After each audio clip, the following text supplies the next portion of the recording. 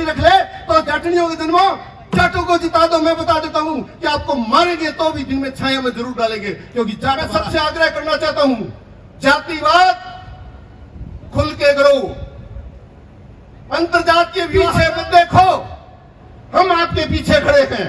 जाटों का इतना ही सुंदर होना चाहिए, चाहे पैसे हमारे कितने ही ले। 1,51,000 रुपया युवाओं को इसलिए देना चाहता हूं, और कोई कमी हो तो बता देना।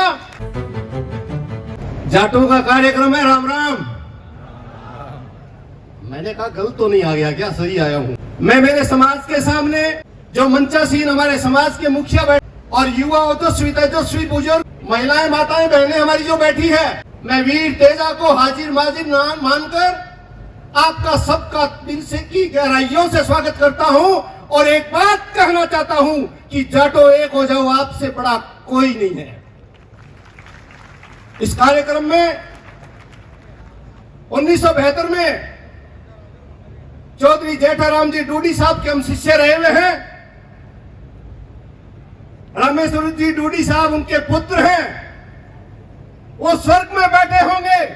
मैं कहना चाहता हूं भगवान भला करे ऐसी शख्सियत का, तो हमारे को समाज के लिए 4 बात बताई तो हम हमारी नौकरियां छोड़ के आपके बीच में आ गए। मैं रामेश्वर जी का दिल की गहराइयों से स्वागत करता हूं, डरता भी हूं, डूडियों में छोरी ब्याह रखी है इसलिए राम राम भी बहुत बहुत करता हूं इनको। मेरे निजी पिछले 15 साल से संपर्क में मुकेश जी भाखरिया बैठे हैं।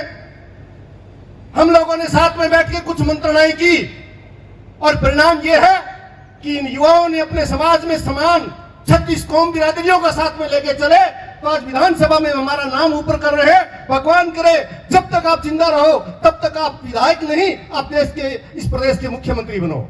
हमें खुशी है इस बात की।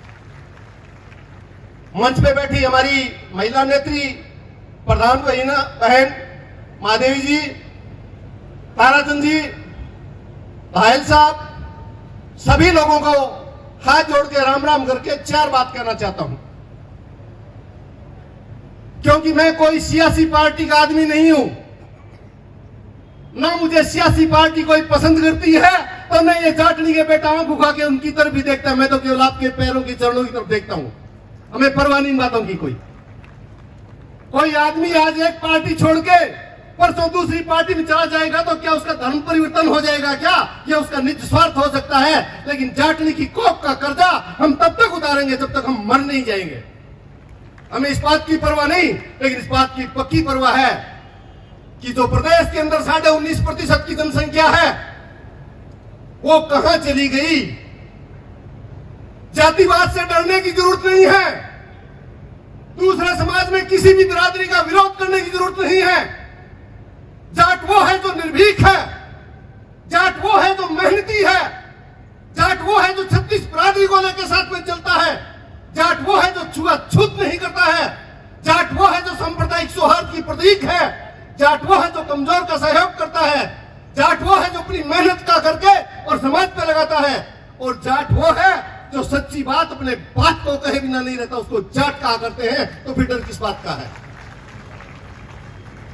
साथियों, ये मेरे सामने जो मेरी माताएं बहनें बैठी है, ये जाटनियां बैठी है, मैं कहना चाहता हूं कोई भी शेर का बेटा आज तक ऐसा नहीं हुआ जिसने अपनी मां का कोख का कर्जा चुका दिया हो। शेरों, जाट का समर्थन करना शुरू करो और जाटनी को जो चूंगा है उसके दूध का कर्जा चुकाने की एक कोशिश करो, मान जाऊंगा कि आप जाट हो।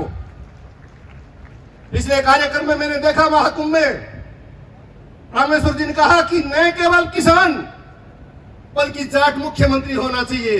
तो होना ही तो चाहिए, क्यों नहीं होना चाहिए? और जातिवाद कहां नहीं है। आज अमेरिका में एक लड़की भारत की, वो वहां की राष्ट्रपति बनना चाहती है, मूल भारत की रहने वाली है, और वहां जाके भी वो ये कहती है कि मैं ईसाई हूं। अगर वहां ईसाई से अगर कोई राष्ट्रपति प्रधानमंत्री बनता है तो जाटनियों के जन्मे हुए आपकी तो शेखावाटी नहीं, आपकी दुंदुभी तो बोलती है पूरे भारत में। जाट से बड़ा सेक्रीफाइस करने वाला और जाट से कोई मजबूत मैंने कोई दूसरी कौम को नहीं देखा है, जिसकी शहादत से देश के सीमाएं सुरक्षित है, जिसकी मेहनत से अन्नदाता के रूप में प्रत्येक आदमी का जाट पेट भरता है। पुलिस में जाट हर समय मरने के लिए तैयार रहता है। आपके आशीर्वाद से ओबीसी के आरक्षण के बाद में जाट प्रजातंत्र ये सब है। हम राजनीतिक पार्टियों का नाम इसलिए नहीं लेंगे कि हमारे जो भी मुखिया है, हमने जिन लोगों को भी आगे कर रखा है, हमें तहे दिली से इनका समर्थन करना चाहिए। मैं कहता हूं ये कांग्रेस से खड़े होते हैं तो हमारे हैं, मैं कहता हूं दूसरी पार्टी से खड़े होते हैं तो हमारे हैं। अगर ये अपनी पार्टी का नाम बांग्लादेश पार्टी रख ले तो जाटनियों के जन्मों जाटों को जिता दो। मैं बता देता हूं कि आपको मारेंगे तो भी दिन में छाया में जरूर डालेंगे, क्योंकि जाट हमारा है।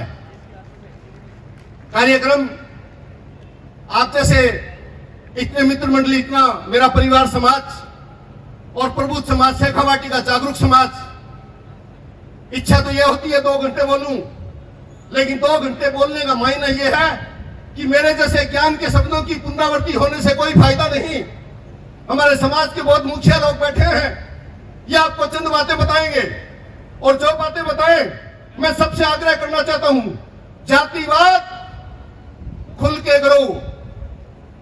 अंतरजातीय विवाह का आप वो लोग हो, आपको शायद ध्यान नहीं होगा। मैं आपको आगाह करना चाहता हूं कि जाट सच्चा आर्यन है, जो उत्तर में हिमालय से लेके हैदराबाद में सिंध तक लेके, यहां गंगा नदी से लेके, और आप बलूचिस्तान, पाकिस्तान, अफगानिस्तान तक में जाट किसी न किसी रूप में है। और आज से 2 साल पहले वहां के प्रधानमंत्री ने क्या कहा, पूर्व प्रधानमंत्री ने, पाकिस्तान ने, मैं डरता नहीं हूं क्योंकि मैं पहले जाट था और उसके बाद में मैंने इस्लाम किया है ग्रहण। इसलिए कहना चाहता हूं, जाटो निडर होकर काम करो, किसी के दिल में मत चुभो। सारी जाति अपना अपना प्रोग्राम करती है। आज जयपुर में ब्राह्मण महाकुंभ है, परसों हमारा था। हम भी अब 13 तारीख को एक महाकुंभ भरतपुर में और करना जा रहे हैं। मंचासीन सभी मुखियाओं को कहना चाहूंगा, आपको भी हाथ जोड़कर निवेदन करूंगा, कोई भरतपुर आपसे अलग नहीं है, कोई नागौर आपसे अलग नहीं है, कोई सीकर आपसे अलग नहीं है। आप सब एक जगह हैं। और आज जिस तरह आपने महिमा मंडन हमारे युवाओं का, पढ़े लिखे बच्चों का हौसला अफजाई करने के लिए जो कार्यक्रम रखा है, मैं दिल से आपको साधुवाद देना चाहता हूं। और वीर तेजा सेना के सारे कार्यकर्ताओं को, विशेष रूप से श्री राम बिजानिया और सचिन जी को एवं इनकी टीम को यह कहना चाहता हूं, पीछे मत देखो, हम आपके पीछे खड़े हैं। ऐसा सुंदर कार्यक्रम मैंने बड़े बड़े सेठों के, जागीरदारों के कार्यक्रम में नहीं हुआ। जाटों का इतना ही सुंदर होना चाहिए, चाहे पैसे हमारे कितने ही लगे। मैं इस कार्यक्रम में सिर्फ इतना सा निवेदन करूंगा, इच्छा तो यह होती है कि मैं 50 लाख रुपया दे दूं, लेकिन मेरे पास 50 लाख रुपए की श्रद्धा तो है, लेकिन जेब में नहीं है। इसलिए इस कार्यक्रम में 1,51,000 रुपया युवाओं को इसलिए देना चाहता हूं। और कोई कमी हो तो बता देना, जैसा हूं आपके लिए हाजिर हूं। आपने मुझे बुलाया, एक अदने से किसान के बेटे को आपके बीच में बुलाया, बोलने का अवसर दिया, सिर पे साफा बांधा, स्वागत किया, मेरे परिवार से परिचय कराया, मान सम्मान बढ़ाया। मैं सबको साधुवाद देके, धन्यवाद देके प्रस्थान ग्रहण करता हूँ। राम राम मानना, जय तेजा जी की। बोलने की हिम्मत जुटाना भी अपने आप में बड़ी बात है। आदरणीय सम्मानित पंच, कार्यक्रम के मुख्य आयोजकों में मेरे छोटे भाई सचिन